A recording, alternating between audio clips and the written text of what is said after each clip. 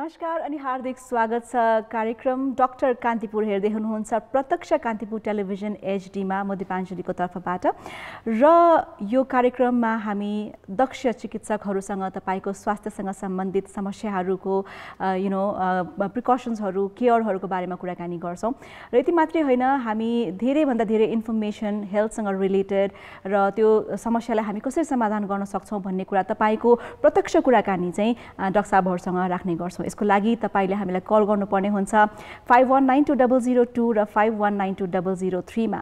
So let's come to आजको topic. आजको topic के रहेको छ त आज हामी कुन विषयमा कुराकानी गर्दै छौं भन्ने विषयमा पक्कै पनि तपाई सोचिरहनु भएको होला र आजको हाम्रो टपिक रहेको छ डर्मेटोलोजी यानी कि छालासँग सम्बन्धित कुनै रोगहरु रहेको छ भने त्यसको तपाईले जानकारी लिन सक्नुहुन्छ।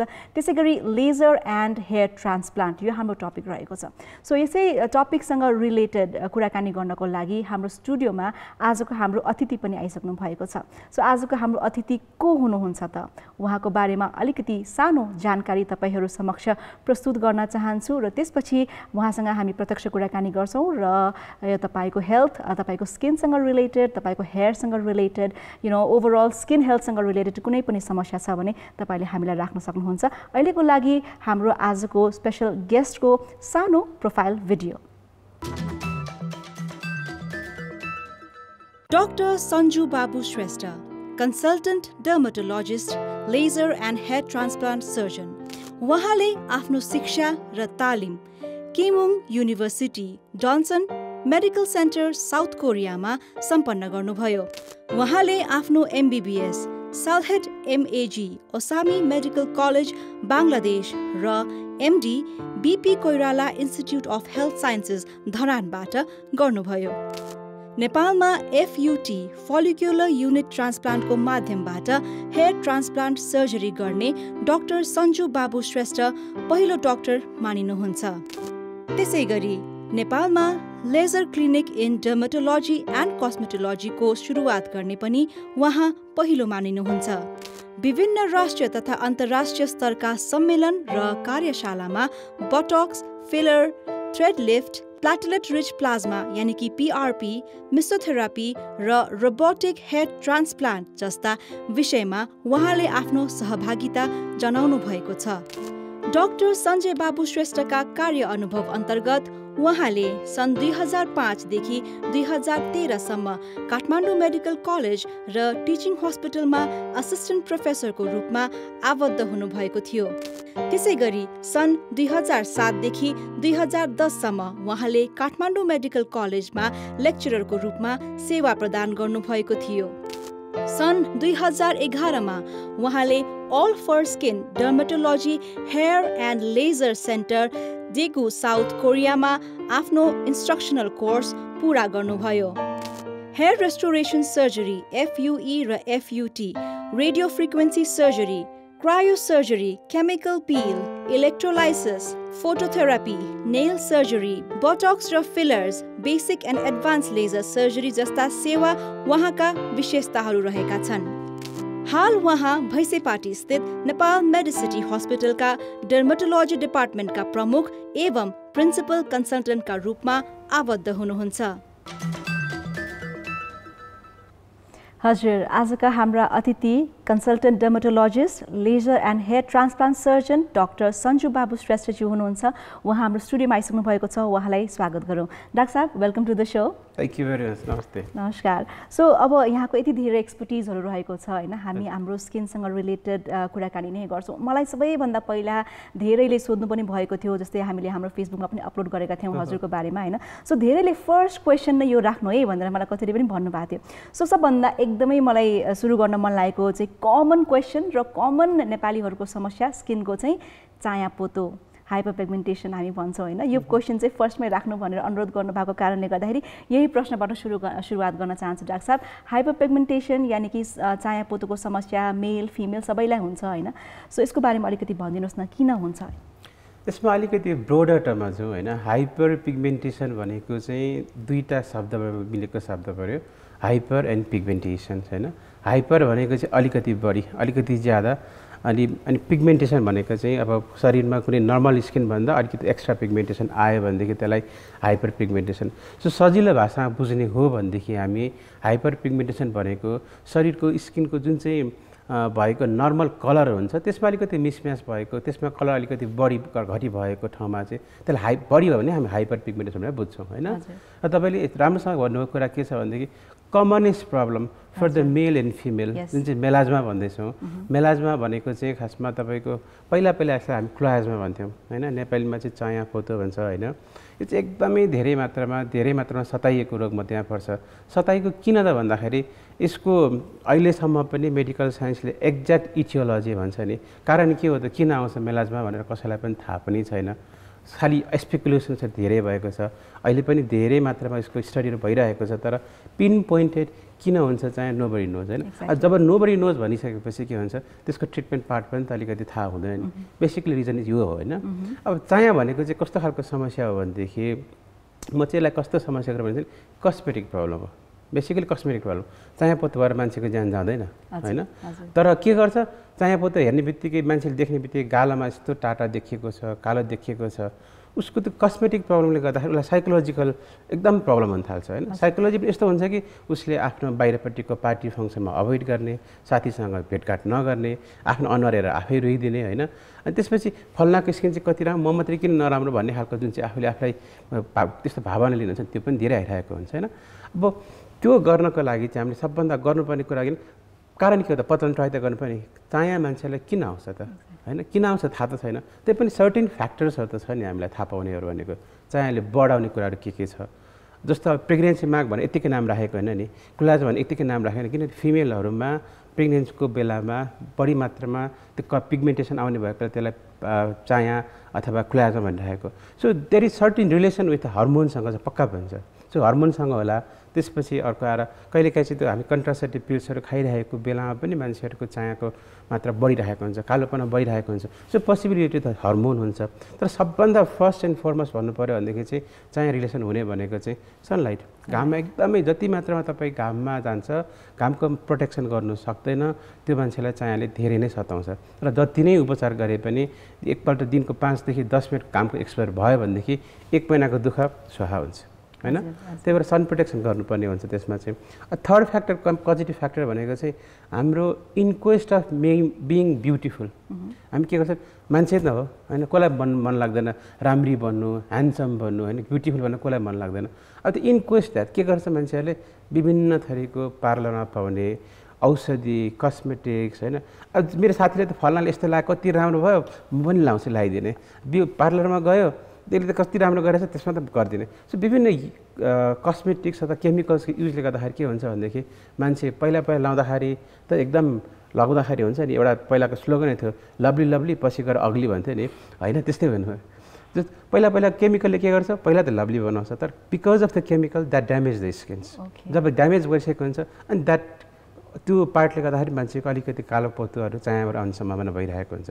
त्यसपछि अहिलेको लाइफस्टाइल हुन्छ नि, जस्तो मान्छेको स्ट्रेसफुल लाइफ छ, सुत्नलाई पाउँदैन, भनेको जस्तो गरेर उसले खानपान गर्न पाउँदैन, पल्युसन त्यस्तै धेरै छ।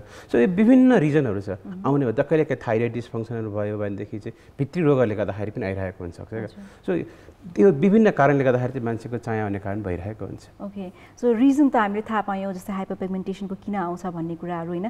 जस्तै अब विभिन्न रिजनहरूमध्ये अब ट्रिटमेन्टहरू पनि फरक त्यही अनुसार हुन्छ। र सबभन्दा इम्पोर्टेन्ट कुरा हजुरले अघि भन्नुभएको कस्मेटिकसँग रिलेटेड होइन। र अब चाया पोतो आएपछि अब फल्नालाई त्यो क्रिमले ठिक भएको छ भने मलाई पनि त्यही क्रिमले ठिक हुन्छ भन्ने मानसिकता पनि हाम्रो रहेको छ। द्याट्स भेरी कमन होइन डाक्टर साहब, बिकज एभ्री वान हामी त्यही क्रिमले ठिक हुन्छ होला भन्छ, तर त्यो क्रिमले पछि मैले लगाएपछि केही दिनसम्म ठिक होला तर पछि लङ टाइममा हुँदैन। र हाम्रो देशमा भनौँ र एकदमै फ्रिक्वेन्ट यो पनि चलन छैन कि हामी कुनै पनि कस्मेटिक प्रडक्ट युज गर्नुभन्दा पहिला एक्सपर्टसँग सल्लाह सुझाव लिने पनि चलन छैन डाक्टर साहब। अब हजुर त यो फिल्डमा एक्सपर्ट हुनुहुन्छ होइन, धेरै पेसेन्टहरू धेरै समस्याहरू लिएर आउनु होला। कतिपयले चाहिँ घरमा DIY होम मास्क बनाएर पनि अब स्किन ड्यामेज गरेर आउनु भएको होला होइन। त्यसको बारेमा भनिदिनुहोस् न, कतिको इम्पोर्टेन्ट छ हामीले कुनै पनि नयाँ स्किन केयर प्रडक्टहरू युज गर्दाखेरि चाहिँ एउटा दक्ष व्यक्ति कहाँ गएर सल्लाह लिन चाहिँ कतिको इम्पोर्टेन्ट छ डाक्टर साहब?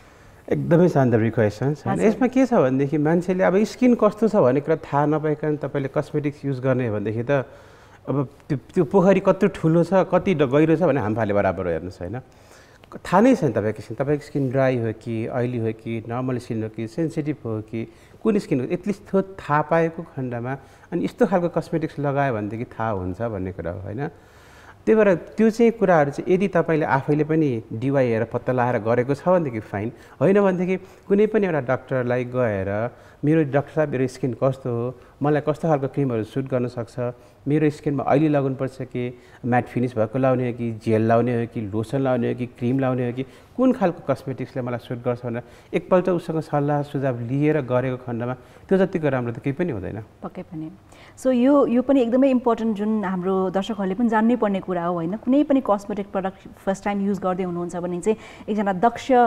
व्यक्तिहरूसँग चाहिँ तपाईँले सल्लाह लिनुपर्ने हुन्छ सो अब अर्को कमन कुरा भनेको जस्तै अहिलेको टाइममा बटक्सको पनि कुरा आउँछ डाक्टर साहब होइन र बटक्स चाहिँ हरेक एजका व्यक्तिहरूले गर्दै आउनुभएको छ र बटक्स गरेपछि केही समयसम्म हामीहरू चाहिँ रिङ्कल कन्ट्रोल हुन्छ एउटा एन्टी एजिङको प्रोसिजर पनि हो र हामी केही समय चाहिँ यङ देखिन सक्छौँ प्रेजेन्टेबल देखिन सक्छौँ अट्र्याक्टिभ देखिन सक्छौँ भन्ने हिसाबले पनि बटक्सतर्फ अहिलेको युवा पिँढी अथवा भनौँ सबैजना आकर्षित भइरहेका छन् सो यसको बारेमा केही भनिदिनुहोस् न बटक्स सुरु गर्ने एउटा प्रपर एज चाहिँ कुन हो डाक्टर साहब अब त्यो भन्दा पनि हामी पहिला सबभन्दा सुरुमा कसरी बुझौँ भनेदेखि बटक्स के हो त भन्ने बुझ्यो भनेदेखि सजिलो हुन्छ होला होइन जस्तो बटक्स भन्ने बित्तिकै चाहिँ यो इट्स अ बोटुलिनम टक्सिनबाट बनाइएको डिराइभ गरिएको एक प्रकारको प्रोटिन हो होइन मान्छेले सोद्धाखेरि चाहिँ बोटुलिनम टक्सिन भनेको नामै त्यसमा टक्सिन आछ अनि त के हो विष हो कि हामीलाई दिन लागेको त भने मान्छे तर्सिने मान्छे पनि धेरैहरू छ होइन टक्सिन भन्ने शब्द त डेन्जरस छ नि होइन ल शरीरमा टक्सिन लाउने रे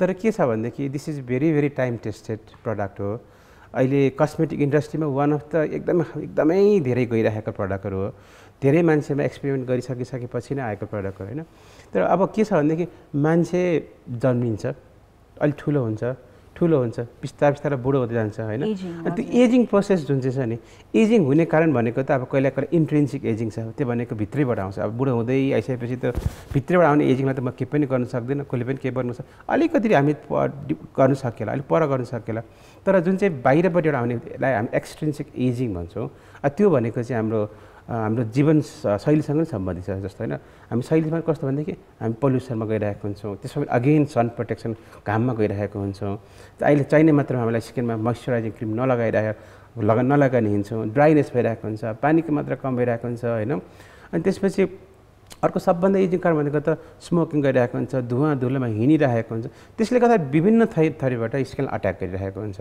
त्यो अट्याक भइसकेपछि के हुन्छ त स्किन पनि त अब एउटा this is the largest organ of the body हो हुनको लागि त होइन यसले that covers whole of the हाम्रो होर छलीलाई कभर गरेर राम्रोसँग सुरक्षा कभर दिइरहेको हुन्छ तर के भने त्यो पनि रिङ्कल पर्दै आउन थाल्छ नि अब त्यो रिङ्कल परिसकेपछि के हुन्छ मान्छेको लुक्समा चेन्ज आउन थाल्छ होइन मान्छेको अनुहार हेरेर फलना त यति वर्षको रहेछ यो त अथवा ढिस्कना त यति वर्षको रहेछ मान्छेले जुन चाहिँ गेसिङ गर्ने हुन्छ नि त्यो गर्न सक्छ त्यही भएर त्यो जुन चाहिँ हाम्रो एजिङ प्रोसेसलाई डिफाई गर्नको लागि त्यो एजिङ नदेखाउनको लागि होइन अहिले मान्छेहरूले गर्ने अफिस प्रोसिजर बटक्स भनेको यति पपुलर चाहिँ अफिस प्रोसिजर तपाईँको लन्च टाइममा जानुहोस् 2-4 इन्जेक्सन टक लगाउनुहोस् 15 मिनटमा काम फिनिस 6 महिना तनक्क हुन्छ खासमा बटक्स भनेको चाहिँ अब त्यही भएर मान्छेले रुचाइएको एकदमै धेरै रुचाइएको प्रडक्ट हो अब यो कहिले सुरु गर्ने भने तपाईँले क्वेसन सोध्नुभयो यसको कहिले सुरु गर्ने भने बिफोर 15 चाहिँ हामी पटक्कै गर्दैनौँ तर यु क्यान स्टार्ट भने 20 वर्षदेखि पछि 25 वर्षदेखि पछि बटक्स लाउनु सुरु गरेको खण्डमा मान्छेलाई के चाहिँ फाइदा हुन्छ भनेदेखि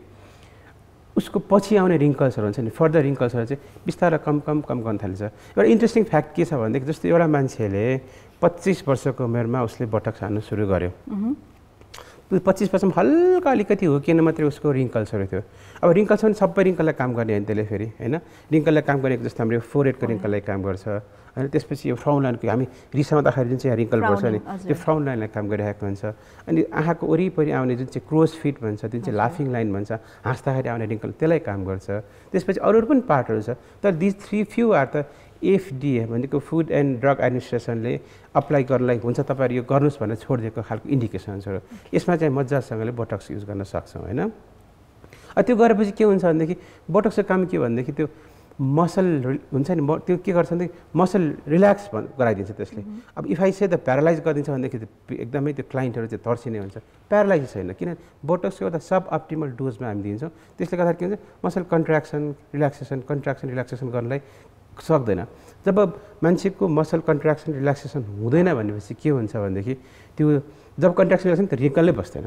अब कन्ट्र्याक्सन गर्न सकेर रिङ्कल बसेन, उसको त एज यतिकै डिफाई भइहाल्यो, रिङ्कलै देखिएन, जहिले पनि टनक्क परेको ग्लोइङ स्किन। त्यसले गर्दा पनि बोटक्स प्रतिको मान्छेको आकर्षण धेरै धेरै बढ्दै गइरहेको हुन्छ। पहिला बोटक्स केटी मान्छेहरूले अथवा स्पेसली त सेलिब्रिटीहरूले गर्थ्यो होइन, हिरो हिरोइनले मात्रै गर्थ्यो। यो त हामी पनि सोच्थ्यौँ यो त पक्का पनि हिरोइनले गर्ने कुरा हो, अथवा कुनै अब टिभी पर्सनालिटीहरूले आफ्नो अब टिभीमा समाचार वाचन गरिराख्नु पऱ्यो, यहाँ एउटा रिङ्कल आयो, यहाँ यत्रो पुका निस्किएको थियो, त्यस्तो त्यो मिलाउनको लागि मान्छेले गरिरहेको हुन्छ। तर अहिले पहुँच कस्तो छ भनेदेखि कस्ट पनि कम हुँदै गएको छ, अभाइलेबल इजिली छ, र हान्ने मान्छे पनि त हुन्छ नि होइन। जुन चाहिँ एकदमै त्यो हान्ने मान्छे जो पाए त्यहाँ फेरि सबभन्दा थाहा पाउनु पर्ने कुरा के छ भनेदेखि बोटक्स हान्ने मान्छे को हो भन्ने कुरा पनि थाहा पाउनु आवश्यक हुन्छ।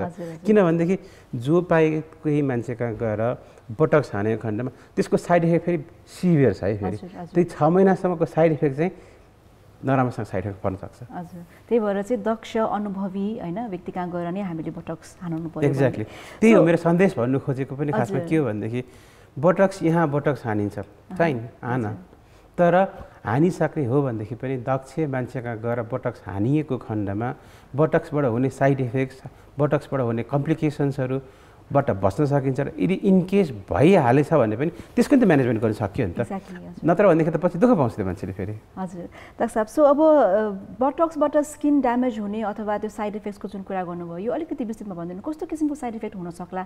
सबैलाई सुटेबल हुन्छ बोटक्स, या कुनै स्किन समस्या अलरेडी छ पहिलेदेखि भने बोटक्स गर्न आयो होइन, डाक्टर साहब मलाई बोटक्स गर्नु पऱ्यो भनेर आयो भने चाहिँ तपाईँहरूले सबैलाई गरिदिनुहुन्छ, या कुनै केही हुन्छ नि सर्टन पिपलमा चाहिँ नहुनु पनि सक्छ? एक्ज्याक्टली, बोटक्स भनेको कस्तो छ भनेदेखि यो हामीले कस्मेटिक र मात्रै युज गर्ने शब्द होइन होइन। कोही मान्छेको रिङ्कल परेको छ, रिङ्कल परेको मान्छेलाई मात्रै हामी बोटक्स हान्दैनौँ। बोटक्स इन्डिकेसन्स धेरै छ।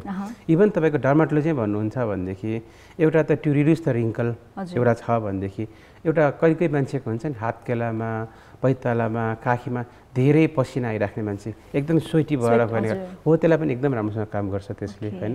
त्यसलाई हामी पाल्मो प्लान्टर हाइपरहाइड्रोसिस, एक्जिलेरी हाइपरहाइड्रोसिस भन्छौँ, त्यसमा पनि एकदम राम्रोसँग काम गर्छ।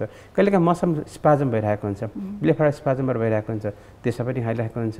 कहिलेकाहीँ माइग्रेन हेडेकमा पनि त्यसलाई पनि दिइरहेको हुन्छ होइन। कहिलेकाहीँ त of the over the counter हुन्छ नि, कहिलेकाहीँ मान्छेको त हामी एलोपेसिया हेरेर कपाल झर्ने मान्छेको हानिदिइरहेको हुन्छ। अब विभिन्न ठाउँमा हामीले युज गरिरहेको हुन्छ बोटक्सहरू। तर त्यही हो कि बोटक्स भन्ने बित्तिकै एक प्युरिफाइड फर्म हो, एकदमै डाइल्युटेड फर्ममा युज गरेको हुन्छ, एकदमै रिफाइन्ड फर्मको युज गरेको हुन्छ।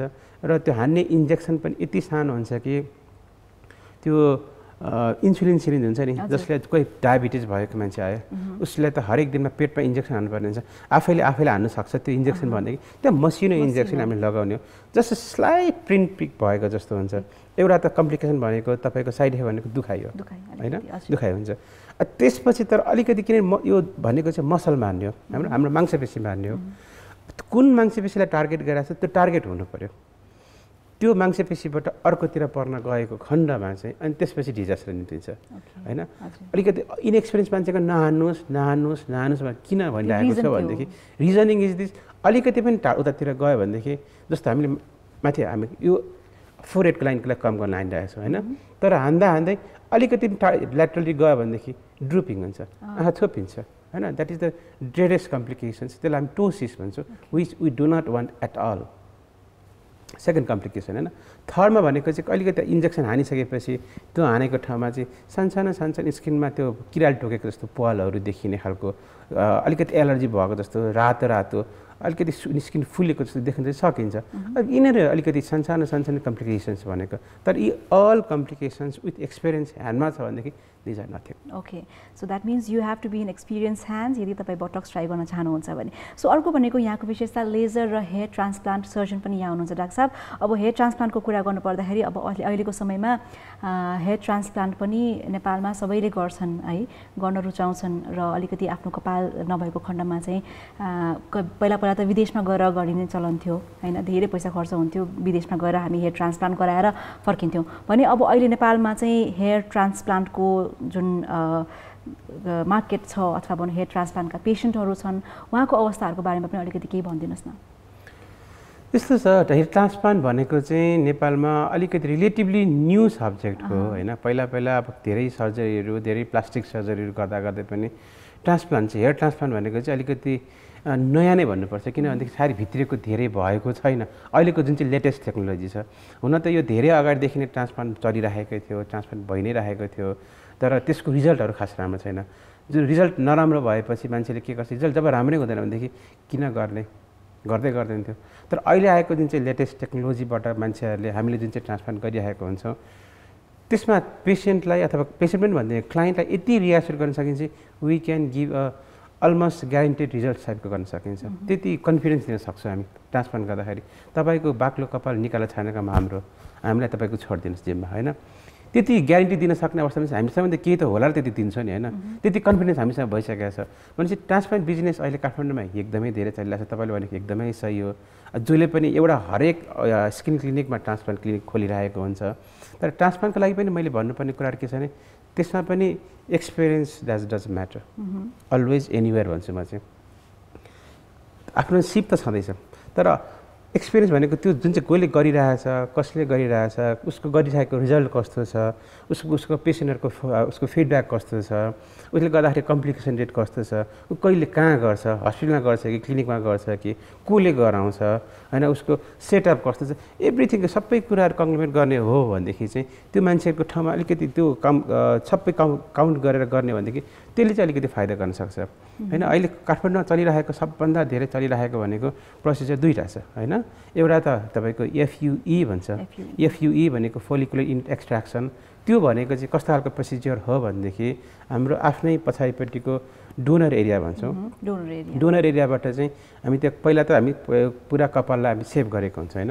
त्यो पुरा कपाललाई हामी अब कहाँबाट गर्ने हो, कुन एरियामा गर्ने हो, पहिला हेयरलाइन डिजाइन गर्नुपर्छ छँदैछ त पहिला हामी सेभ गर्छौँ होइन। सेभ गरिसकेपछि एकवटा हेयर फलिकल्स मसिनको सहायताबाट निकाल्छौँ होइन, पन्चबाट निकाल्छौँ। अनि त्यो निकालिसकेपछिको जुन चाहिँ हेयर फलिकल्स हुन्छ, हेयर फलिकल्स भनेको कपालको जरा होइन। कपालको जरालाई चाहिँ हामी एउटा सानो कन्टेनरमा राखेर नर्मल साइडमा राखेर हामी चिसोमा राखिरहन्छौँ, एकछिन प्रिजर्भ गर्छौँ त्यसलाई। अनि त्यो गरिसकेपछि अगाडिपट्टि कुन पार्टमा भर्ने होइन, त्यो पार्टमा हामी नदेखिने सुई लगाएर त्यो पार्टलाई नम बनाउँछौँ। पेसेन्टले फिल गर्दैन, पेन हुँदैन, यो गर्दाखेरि बेहोस पनि बनाउनु पर्दैन होइन। नर्मली आफ्नो कन्डिसन भइरहन्छ, उसले मजाले आफ्नो टिभी हेर्ने हो कि ल्यापटप हेर्ने हो कि गफ गर्ने हो कि गीत सुनेर बस्ने हो कि जे गरेर आफ्नो इन्जोयमेन्ट काम गरे हुन्छ। किन प्रोसिडियर चाहिँ अलिकति लङ हुन्छ, जस्तै भनौँ न it takes around 5 to 6 hours 5 to 8 hours पनि हुनसक्छ। कहिलेकाहीँ लामो समस्या भनेदेखि त अर्ध बढी पनि लाग्न सक्छ होइन। हेयरलाइन डिजाइन गरिसकेपछि त्यसमा पनि मसिनो पल पार्ने, कतिवटा भन्नु न इमेजिन गर्नु यहाँनिर गर्नु पऱ्यो भनेदेखि अलमोस्ट कतिवटा कपालमा पनि होइन 2500 that means you have to have a 2500 punch in your forehead होइन।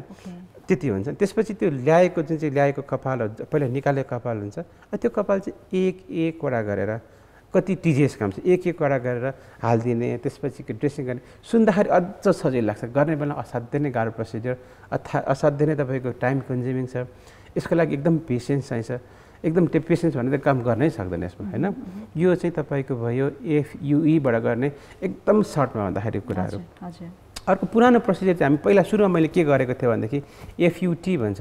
त्यो एफयुटी भनेको चाहिँ फोलिकुलर युनिट ट्रान्सफर। त्यसमा चाहिँ के गर्छ भनेदेखि यो पछाडिपट्टिको भएको कपाल भएको पार्टलाई नै अब भनौँ न 1 to 1.5 सेन्टिमिटर थिक ब्रेथ भएको अलमोस्ट 15 सेन्टिमिटर लेन्थ भएको स्ट्रिप नै निकाल्ने, एउटा स्किनको स्ट्रिप नै निकाल्ने।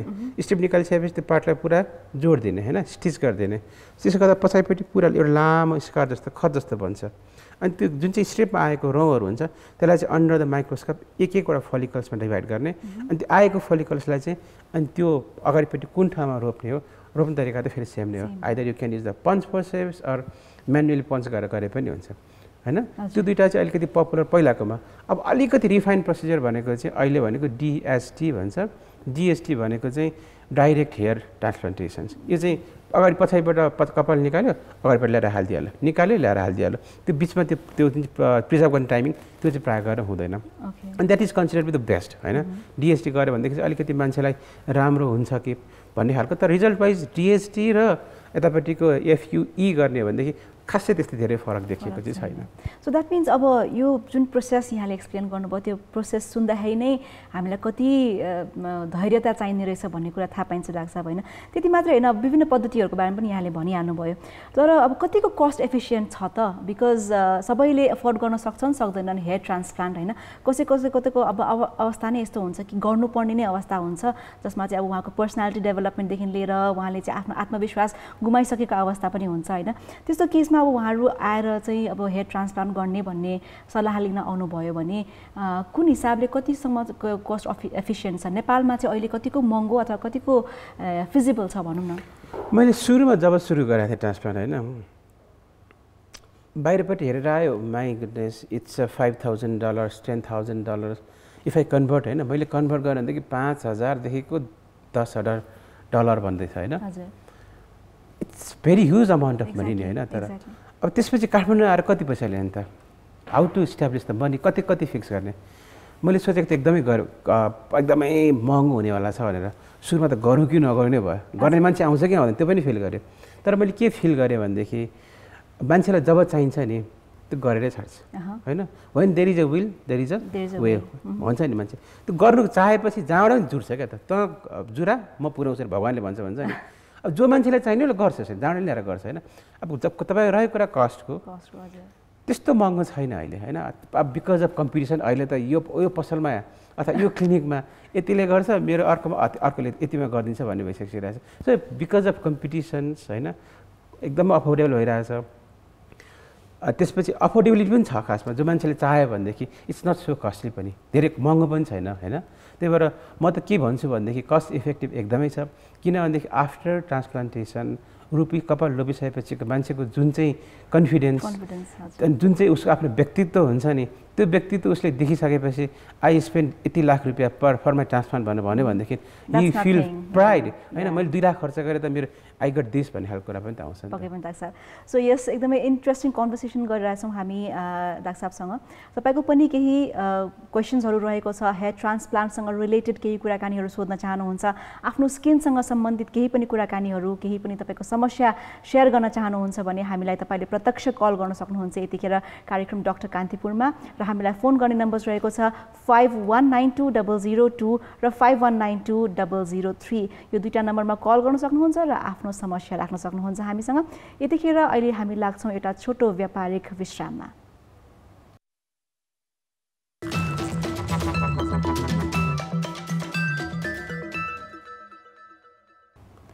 अलराइट वेलकम ब्याक हेर्दै हुनुहुन्छ कार्यक्रम डाक्टर कान्तिपुर टेलिभिजन एचडीबाट र हामी कुराकानी गर्दैछौँ आज डाक्टर सञ्जु बाबु श्रेष्ठज्यूसँग जो हुनुहुन्छ consultant dermatologist laser and hair transplant surgeon अब हाम्रो प्रोग्राममा यतिखेर टेलिफोन लाइनमा कोही कलर पनि आइसक्नु भएको छ उहाँलाई स्वागत गर्न चाहन्छु हेलो हेलो हजुर नमस्कार नमस्ते म्याम हजुर को बोल्नुभयो कहाँबाट म स्विटी पालिखे पोखराबाट के नाम भन्नुभयो हजुरले sweetie Palikhe SWEET sweetie Palikhe sweetie जी हजुर डाक्टर साहबसँग केही समस्या छ भनी राख्न सक्नुहुन्छ तपाईँ आफ्नो है हेलो नमस्ते सर नमस्ते स्विटी जी के भयो भने म पोखराबाट हो क्या सर हजुर के भयो भने यो मेरो योनि अङ्गमा सधैँ चिलाउने के सधैँ चिलाउने पोल्ने पिसा फेर्ने नआउने पोल्ने जति औषधि गर्ने हुँदै भएन ल कति दिन भयो तपाईँलाई यस्तो भएको मलाई त महिनामै हुन्छ मलाई त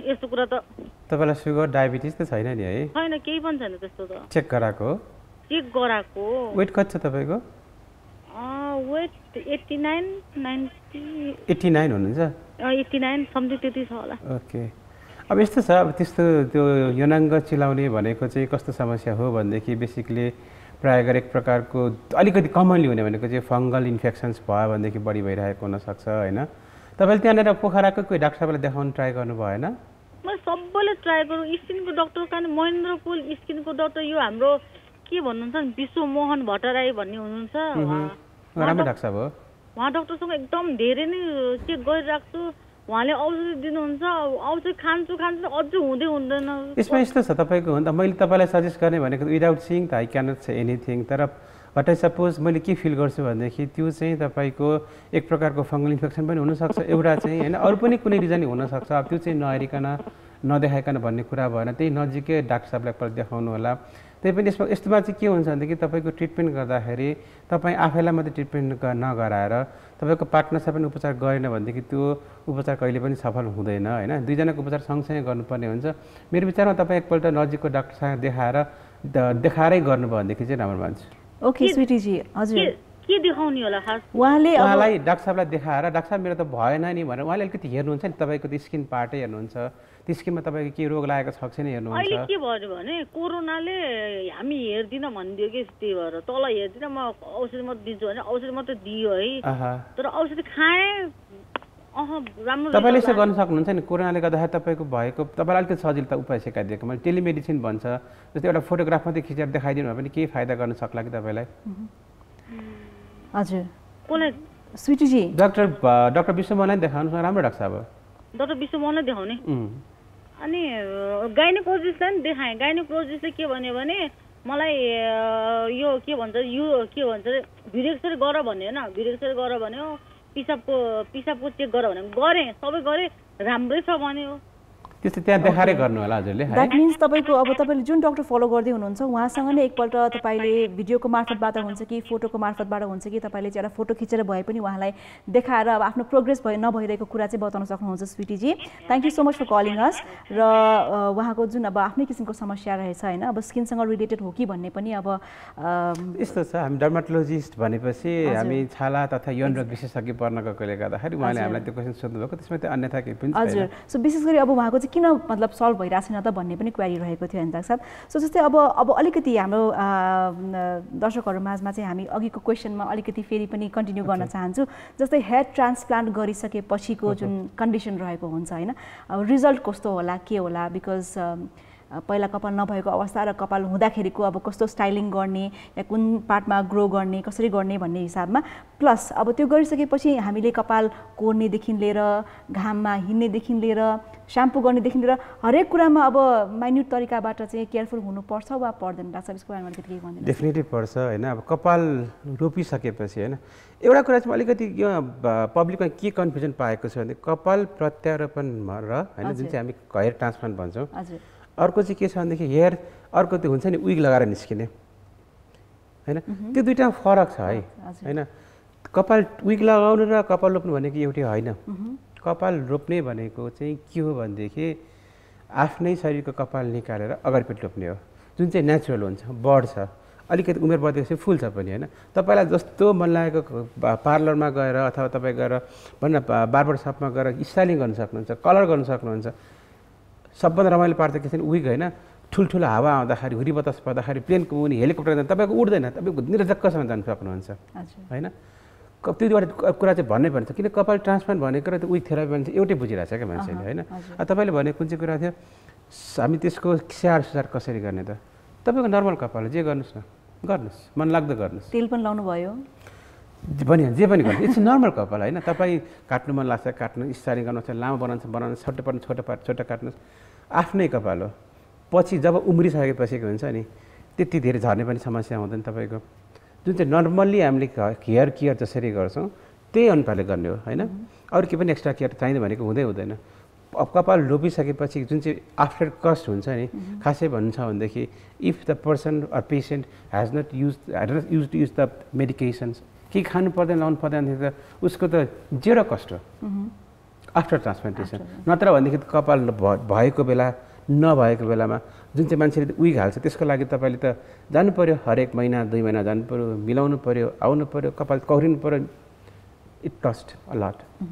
सो अर्को जस्तै कुरा अब कमन स्किन डिजिजहरूमा अब हामीले यो पनि कुरा गरिरहेको छ होइन, र अर्टिकेरिया एउटा किसिमको डिजिज यो जुन अब हामीले अघि पनि डिस्कस गरेका थियौँ अफ एयरमा, यसको बारेमा चाहिँ स्किन डिजिज अब कति किसिमको एलर्जी भइरहेको हुन्छ डाक्टर साहब हामीलाई होइन। कति कमन एलर्जी हुन्छन्, कुनै एलर्जीहरू धेरै टाइम लाग्छन्, र कुनै एलर्जी त यस्तो एलर्जी हुन्छ कि अब कस्तो हिसाबले आयो हामीलाई होइन, चप्पा चिलाउने त्यो जुन पेनफुल हुने त आफ्नो ठाउँमा छँदैछ सो त्यो एलर्जीको पनि समस्याहरू निकै कमन छन् हाम्रो भनौँ न नेपालमा मात्रै नभएर वर्ल्ड वाइडै एलर्जी इज भेरी कमन तर कुन एलर्जी कस्तो र यो एलर्जी मलाई किन आयो कसरी आयो भन्ने चाहिँ हामीलाई थाहा हुँदैन जान्छौँ डक्टरकोमा एलर्जीको औषधि खायो ठिक हुने भन्ने हुन्छ होइन त्यसको बारेमा के भन्दा यो अर्टिकेरिया चाहिँ कस्तो किसिमको एलर्जी हो डाक्टर साहब ओके यो चाहिँ कस्तो छ भनेदेखि एलर्जी नहुने मान्छे त मैले खास भन्नु चाहिँ आफ्नो लाइफ टाइममा कमै होला भन्छु होइन almost 80% people in their life time once तिनीहरूले एकपल्ट एक्सपिरियन्स चाहिँ गर्छ अर्टिकेरियाको पनि अर्टिकेरियाले नेपालीमा के भन्छ भनेदेखि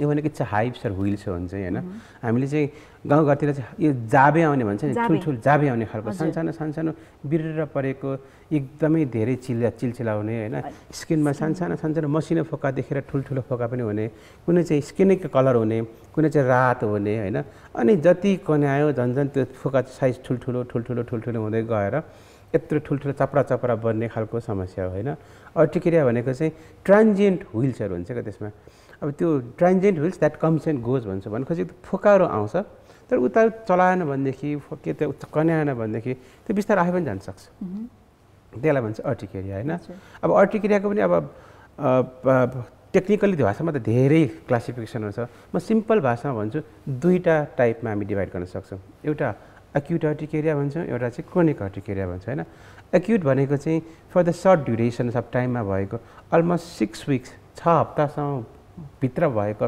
अर्टिकेरियालाई चाहिँ हामी के भन्छौँ एक्युट अर्टिकेरिया भन्छौँ तर 6 हप्ताभन्दा बढी जसको क्रस भइसकेको हुन्छ त्यसलाई हामी क्रोनिक अर्टिकेरिया भन्छौँ होइन अब तपाईँले सोध्नु भने किन भयो त द्याट्स $1 million क्वेसन्स होइन कसैलाई अर्टिकेरियाको अथवा एलर्जी यही कारणले थाहा भयो भनेदेखि उसको निको भइहाल्यो नि सक्यो पिन पोइन्ट भयो त्यो अभोइड गरेर सक्यो होइन तर सबभन्दा गाह्रो मान्छेलाई कति बेला हुन्छ भनेदेखि यसले पो गरे कि उसले पो गरे कि त्यो कज पत्ता लगाउनको लागि असाध्यै गाह्रो हुन्छ हामीलाई होइन त्यही कज पत्ता लगाउने सिलसिला हामी के गर्छौँ भनेदेखि सर्टेन टेस्टहरू गर्छौँ हामी होइन टेस्टहरू गर्नुपर्ने हुन्छ त्यसमा ब्लड टेस्ट पनि गर्नुपर्ने हुन्छ कहिलेको पऱ्यो भनेदेखि एलर्जी टेस्ट गर्नुपर्ने हुन्छ कहिलेको पऱ्यो भनेदेखि प्याच टेस्ट गर्नुपर्ने हुन्छ विभिन्न भयो जतिको टेस्टहरू गर्नुपर्ने हुन्छ जस्तो कहिलेकाहीँ सिम्पल टेस्टले पत्ता लगाइरहेको हुन्छ कहिलेको चाहिँ एकदम हाई फाई टेस्ट गर्दै पनि पत्ता नलाग्न सक्छ हामीलाई के थाहा छ भनेदेखि अर्टिकेरियाको सबभन्दा कमनेस्ट कज के हो त भन्दाखेरि अलिअलि आइडिया त छ होइन त्यही विषयलाई त्यही कुरालाई याद गरेर हामीले टेस्टहरू पठाउने हो जस्तो भन्नुहुन्छ भनेदेखि बच्चाहरूमा सानो उमेरको बच्चाहरूमा अर्टिकेरियाको सबभन्दा कमनेस्ट कज भनेको इन्फेक्सन हो होइन जुन चाहिँ सङ्क्रमण हुन्छ नि सङ्क्रमण मेबी ब्याक्टेरियल हुनसक्छ मेबी फङ्गल हुनसक्छ मेबी भाइरल हुनसक्छ कहिलेकाहीँ प्यारासाइटिक इन्फेस्टेसन भयो भने पनि हुनसक्छ उनीहरूको लागि चाहिँ होइन अर्टिकेरिया हुने कारण चाहिँ बच्चाहरूको सबभन्दा वान अफ द सबभन्दा ठुलो कारण भनेको त्यही नै हो त्यसपछि अर्को चाहिँ हामीलाई अर्को हुने कारण भनेको चाहिँ जुकाहरू पऱ्यो भनेदेखि त्यसलाई हामी इन्फेस्टेसन भन्छौँ होइन इन्फेस्टेसन भन्छ जुका परेको पनि हुनसक्छ अर्को चाहिँ इन्हेलेसन अब खानेकुरा खाँदाखेरि खानेकुरा पनि सबभन्दा बढी खानेकुराहरू हुन्छ नि प्रोटिन अथवा प्रोटिन जन्य पदार्थले गर्दाखेरि हुन्छ हजुर सो त्यो चाहिँ त्यो रिजनले गर्दाखेरि चाहिँ विशेष गरी अर्टिकेरिया हुने प्रोटिन जन्य पदार्थ भयो त्यसपछि आएर अर्को त इन्जेक्सनको कुरा आउँछ होइन अनि त्यसपछि आएर तपाईँको इन्हेलेसन सुँघ्ने कुरालाई पनि हुन्छ हामी खासमा यसलाई 5 वा 6वटा आइमा डिभाइड गर्छ क्या इन्जेक्सन इन्फेक्सन इन्हेलेसन होइन त्यसपछि इन्जेक्सन र लास्टमा चाहिँ कुनै पनि कत्ता लागेन भनेदेखि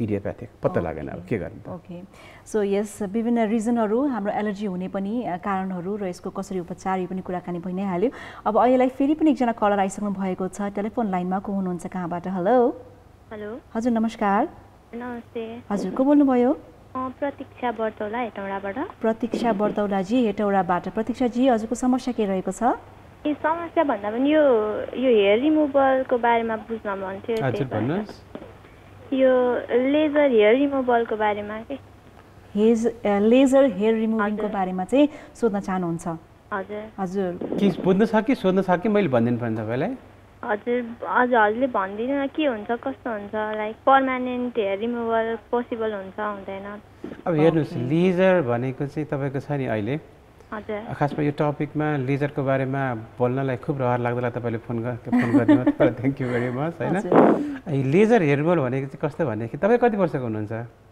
म अहिले 22 होइन कुन एरिया गर्न चाहनुहुन्छ तपाईँ रिमुभललाई armpit like legs hand okay so तपाईँले भनेको एरियाको सबै नै निकाल्न मिल्ने नै एरियाहरू हो होइन कस्तो छ भने तपाईँ जो मान्छेले थकित हुन्छ नि जस्तो थ्रेडिङ गर्यो व्याक्सिङ गर्यो सेभिङ गर्यो अनि त्यसपछि फेरि 2-4 दिनपछि फेरि पनि गर्नुपर्ने अवस्था जसको आएको हुन्छ त्यो मान्छेहरूले चाहिँ लेजर हेयर रिमुभल चाहिँ एकदमै राम्रो पद्धति छ अहिले होइन र तपाईँले जुन चाहिँ क्वेसन सोध्नुभयो सबै एरियाको निकाल्न मिल्छ हामीले होइन तर तपाईँको जुन चाहिँ टर्मिनल हेयर भन्छ क्या कालो रङ भएको जुन चाहिँ कपालहरू छ त्यो रङहरू चाहिँ कपाल चाहिँ त्यो भएको चाहिँ तपाईँको लेजरको सहायताबाट अति नै राम्रोसँग कपाल निकाल्न सकिन्छ र त्यो तपाईँको हामी शब्द कस्तो प्रयोग गर्छौँ पर्मानेन्ट हेयर रिडक्सन्स भन्छौँ होइन त्यो पुरै तपाईँले भन्छ नि मान्छेले ग्यारेन्टीको साथ कपाल जान्छ भन्दाखेरि त्यसमा कहिलेकाहीँ चाहिँ तपाईँको गरिसकिसकेपछि फुल्ली नगएर एउटा दुईवटा बस्ने पोसिबिलिटी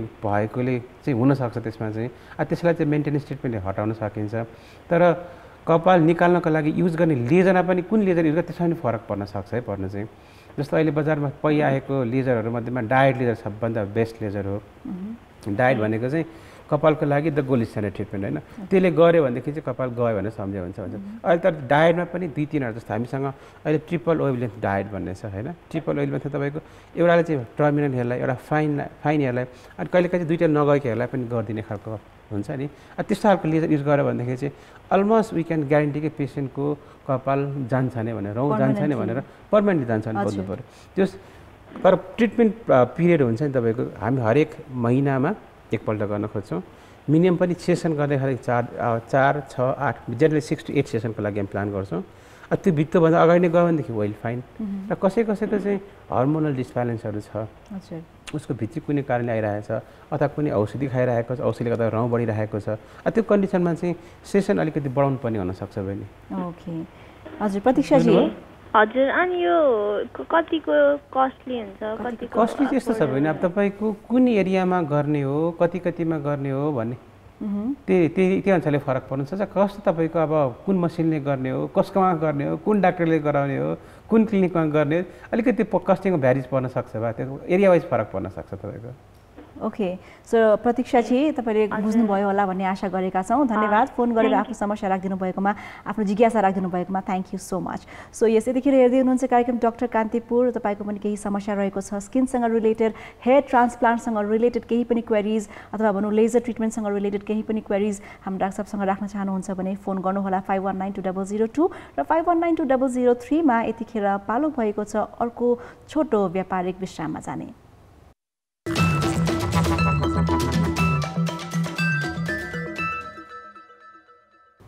वेलकम ब्याक हेर्दै हुनुहुन्छ कार्यक्रम डाक्टर कान्तिपुर र आजको हाम्रो अतिथि हाम्रो गेस्ट हुनुहुन्छ डाक्टर सञ्जु बाबु श्रेष्ठज्यू consultant dermatologist laser and hair transplant surgeon so doctor साहब अब अलिकति हामीसँग टाइम पनि कम छ र लास्टमा चाहिँ अब अघि अर्टिकेरियाको कुराकानी गरिरहेको थियौँ हामीले त्यो एलर्जी होइन यसको अलिकति कुरा चाहिँ बाँकी नै थियो होइन ट्रिटमेन्टको बारेमा यसको भनिदिनुहोस् न कजसँग पुगेको थियो खासमा त अघि के भनिरहेको थियो भनेदेखि if you find the cause of the allergy अब त्यसलाई एभोइड गर्ने बित्तिकै पुग्यो होइन तर कतिपय मान्छेको जुन चाहिँ इडियोप्याथिकको पार्टको कुरा गरेको थिएँ मैले लास्ट आईको कुरा गरेको थिएँ इडियोप्याथिक भनेको यस्तो शब्द हो जुन चाहिँ कारण थाहा छैन जेसुकै इन्भेस्टिगेसन गरे पनि पत्ता लगाउन सक्दैन अब त्यो यति सानो कुराले गर्छ कि एलर्जी गर्ने भनेको पानीले पो गर्यो कि होइन अब तपाईँको कुनै कपडाले पो गर्यो कि अथवा हामीले त्यहाँनिर कुनै खानेकुरा अथवा कुनै मरमसलाले पो गर्यो कि त्यो हरेकपल्ट मान्छेले गरेर आउँछ बिचरा फ्रस्ट्रेट भएर आउँछ कि मैले लाग्छ के भएर छैन मैले पानी मात्रै खाएर बसेँ 2 दिन मैले त्यसपछि उसिनेर खाएर बसेँ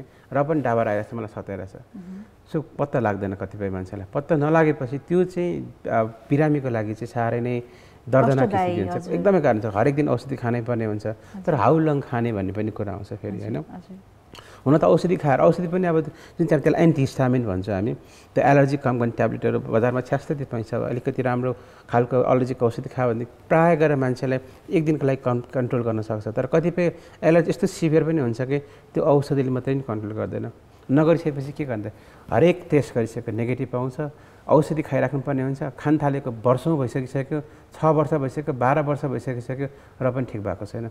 त्यसको अवस्था कस्तो हुन्छ होइन।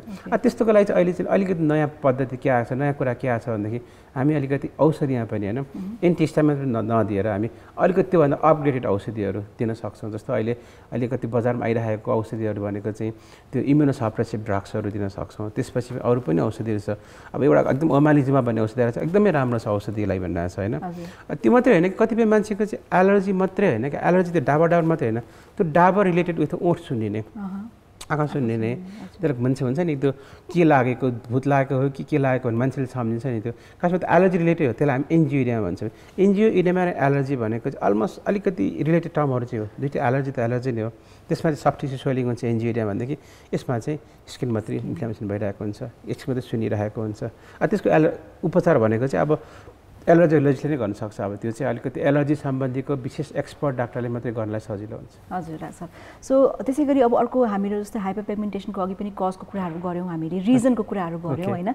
सो हाइपर पिगमेन्टेसनको अब ट्रिटमेन्ट चाहिँ के त, फर्दर ट्रिटमेन्ट चाहिँ के त, कस्तो किसिमले चाहिँ हामीले गर्न सक्छौँ। र अर्को एउटा महत्त्वपूर्ण क्वेसन छ डाक्टर साहब, एकदमै सर्टमा भनिदिनु होला, सनस्क्रिनको प्रयोग है, जुन चाहिँ हाम्रोमा एकदम मिसकन्सेप्सन रहेको छ, घाममा निक्लिनुभन्दा अगाडि मात्रै सनस्क्रिन दले पुग्छ भन्ने एउटा मेन्टालिटी रहेको छ होइन। सो यो चाहिँ कुन बेला कसरी होइन, घाममा निक्लिनु कति अगाडि हामीले, अनि सबभन्दा इम्पोर्टेन्ट मान्छेको कन्फ्युजन सनस्क्रिनको नम्बर कति नम्बरको लाउने होइन, त्यो पनि एकदमै एउटा मिसकन्सेप्सन रहेको छ डाक्टर साहब।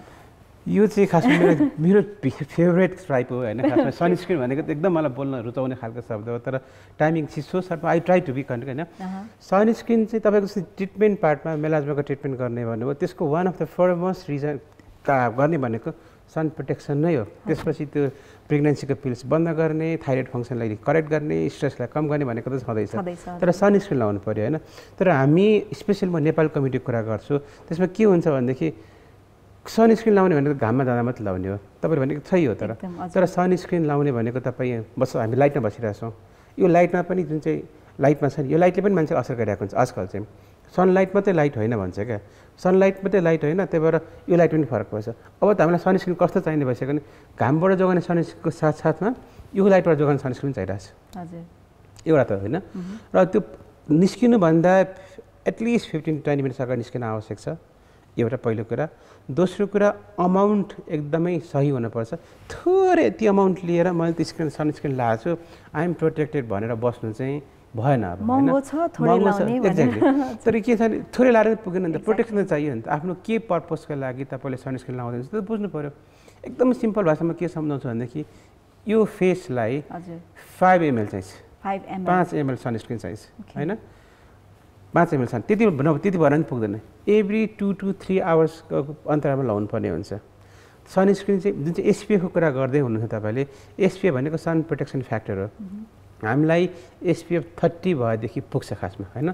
तर त्यसमा सँगसँगै पिए कति छ, पिए प्लस भनेको चाहिँ त्यो अल्ट्राभायोलेट ईलाई ब्लक गर्ने खालको कति छ त्यो पनि हेर्नु पर्छ। सो इन सर्ट भन्ने हो भनेदेखि के भन्छु भनेदेखि सबभन्दा एसपिएफ 30+ भएको ब्रोड स्पेक्ट्रम सनस्क्रिन आफ्नो छालालाई युज हुने, हरेक 2-3 घन्टामा लाउनु मिल्ने होइन, त्यो तरिकाले लाउनु पऱ्यो होइन। र घरमा बस्दा पनि लाउनु पऱ्यो कि हामी अब समर छ चाहिँ लगाइदिने, विन्टर छ घरमा बस्दै नलाउने, पानी परिरहेको छ नलाइदिने, त्यो गर्नु भएन, लाउनु पऱ्यो एभ्री टाइम।